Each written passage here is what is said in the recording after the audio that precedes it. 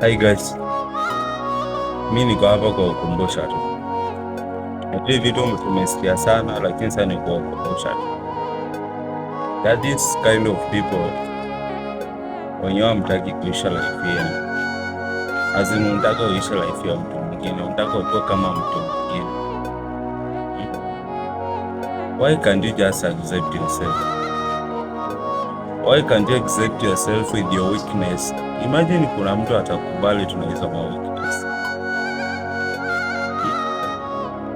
Imagine kuna mtu wako mahali tu anakuona uko sawa na hizo weakness zako. Hauna do, hauna nini, whichever the case. Si lazima usijipandishe juu sana na level yako iko chini. Yeah? Usitake mtu mwingine akuone wewe ni wa juu sana ama uko vizuri na in real sense unaumia kwa maisha. Mbona? Like sasa boy child, mbona ujipandishe ka level ka juu ili manzi akupende? In real sense atafika mahali mahitaji kulemea. Atafika mahali anakuomba do sijui za nini, utamwambia aje una do?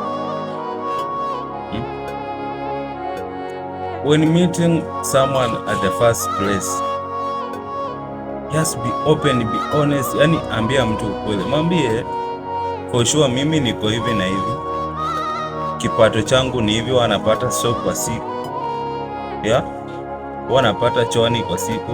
So ili wewe mtu unakaa na yeye akuelewe, ili mahitaji yake pia atareduce kidogo. Umemwambia mimi niko na kazi, yeye atakuja hapa anaanza kuomba tawa, tenga kwa wiki, tenga kwa siku mbili. Utampea, utatoa. Be yourself. Any place, anywhere penye uko, be yourself. Acha kucheza life ya mtu mwingine. Play your part. Cheza na life yako. Play to your limits. Kama unaona uwezi, acha kuforce. Acha kuforce bwana. Don't force issues. Acha kuforce. If you know you can afford chwani kwa siku, chwani. Just live your life ya chwani. Acha nati unapata chwani na unataka uishi maisha mtu anapata tenga. Like sasa utasurvive aje?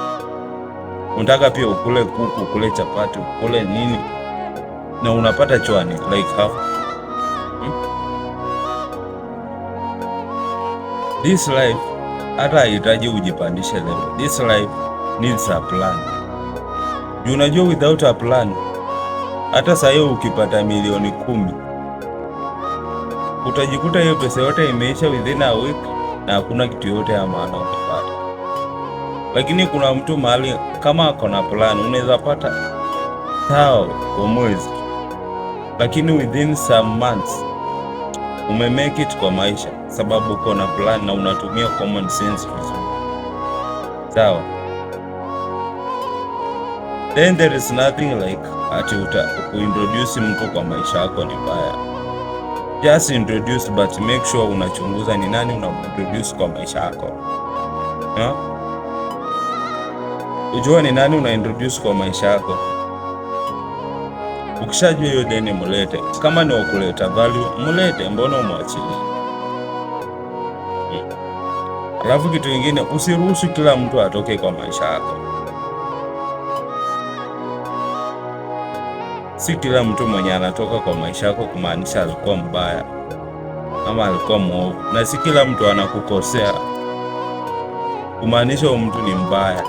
Hakuna. Usiruhusu kila mtu atoke kwa maisha yako. Kuna wengine wanakuja kama kukupima imani.